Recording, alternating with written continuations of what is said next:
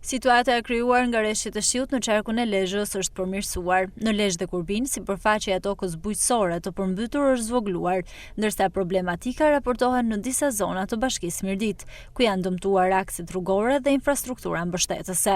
Në lagjen Zall Donaj, në fshatin Kodër Rëshen, po ndërhyhet me një mjet eskavator i siguruar nga një subjekt privat që operon në zonë për devijimin e rrjedhës së lumit.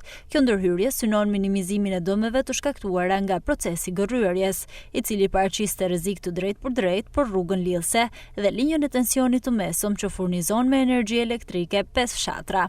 Në fshatin Kodër Rëshen, në zonën e prekur nga rëshitja e dheut, Bashkia Mirdit ka ndërhyrë në mënyrë provizore, duke vendosur një tub për devijimin dhe sistemimin e ujrave sipërfaqësor, me qëllim shmangjen e agravimit të situatës.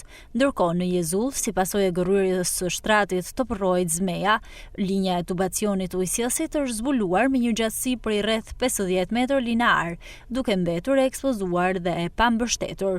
Kjo situatë përbën rrezik për dëmtim të mëtejshëm dhe ndërprerje të furnizimit me ujë për banorët e zonës. Strukturat vendore vijojnë monitorimin e situatës dhe ndërhyrjet sipas nevojës.